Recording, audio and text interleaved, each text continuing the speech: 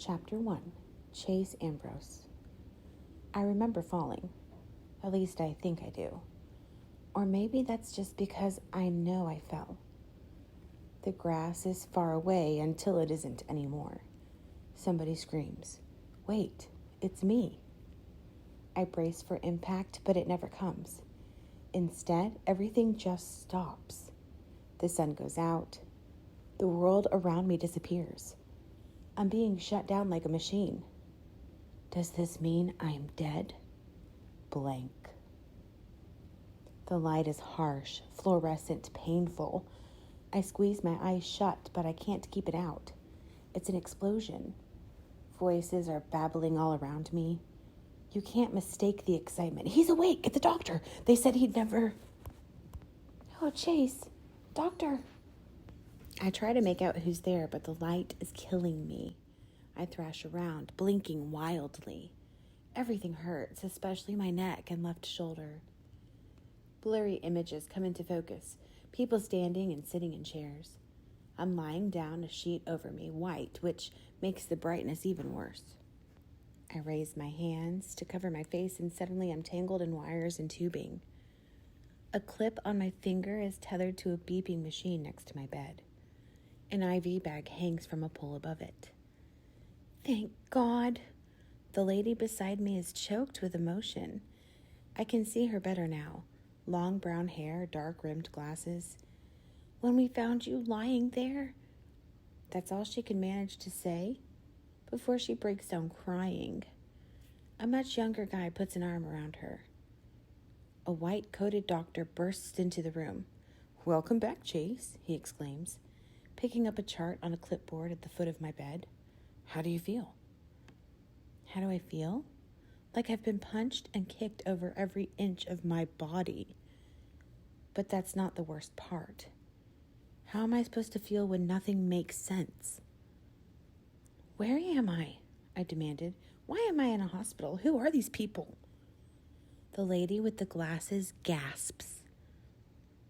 "Chase, honey," she says in a nervous voice. "It's me, Mom." Mom. Doesn't she think I know my own mother? "I've never seen you before in my life," I bluster. My mother is... That's when it happens. I reach back for an image of Mom and come up totally empty. Ditto Dad or home or friends or school or anything.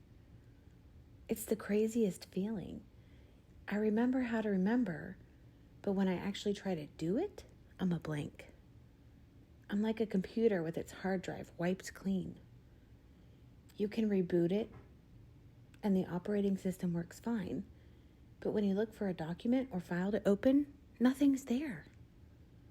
Not even my own name. Am I Chase? I ask. While my other questions sent murmurs of shock around my hospital bed, this one is greeted with silent resignation. My eyes fall on the chart in the doctor's hands. On the back of the clipboard is written, Ambrose, Chase. Who am I? "A mirror," I exclaim. "Somebody give me a mirror." "Perhaps you're not ready for that," the doctor says in a soothing tone. The last thing I'm in the mood for is to be soothed. "A mirror," I snap. The lady, who calls herself Mom, fumbles inside her pocketbook and hands me a makeup compact. I open it, blow away the loose powder, and stare at my reflection. A stranger stares back at me. Amnesia. That's what Dr. Cooperman says I have. Acute retrograde amnesia. The loss of all memory prior to a certain event. "I know what amnesia is," I tell him.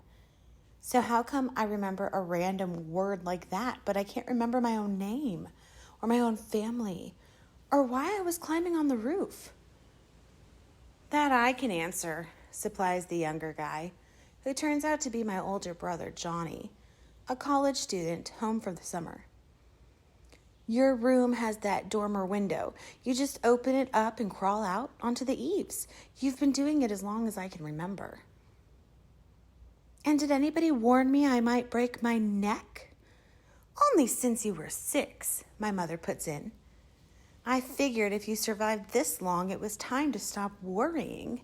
You were such an athlete. Her voice trails off. Amnesia can be an unpredictable thing, the doctor informs us, especially with a traumatic injury like this one. We're just starting to understand which parts of the brain control which life functions, but for all we know, it has nothing to do with geography. Some patients lose long-term memory, some lose short-term memory, others lose the ability to transfer from short to long-term.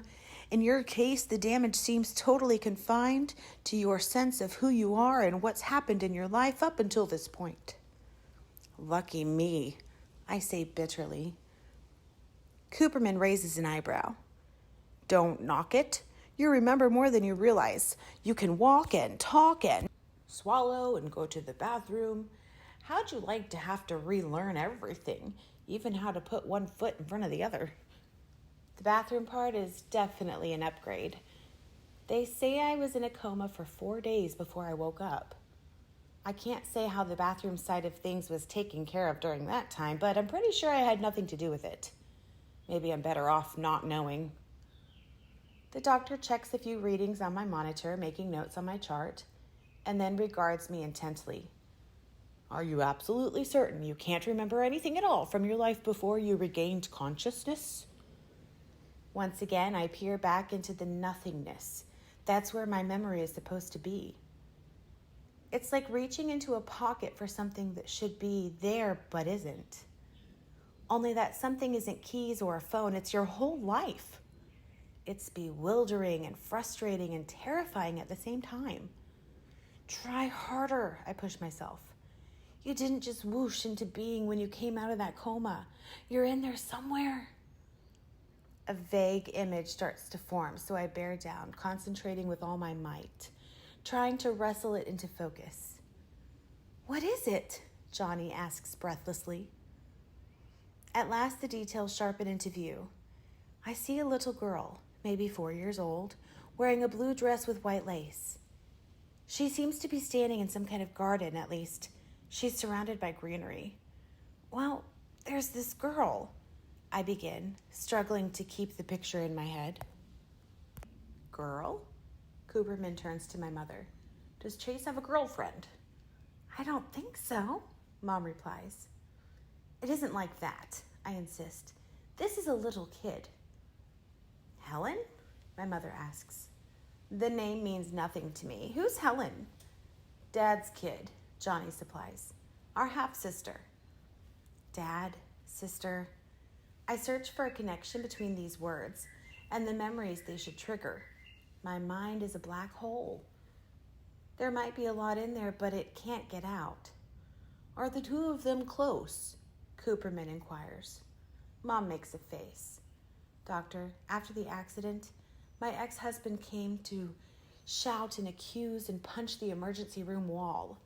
Have you seen him here since then, while his son lay in a coma? That should give you an idea of the relationship between my boys and their father and his new family. I don't know any Helen, I volunteer. But you can't go by me because I don't know anybody. This is just a little blonde girl in a blue dress with white lace, kind of dressed up, like maybe she's going to church or something. But why I remember her and nothing else, I can't tell you. Definitely not Helen, Mom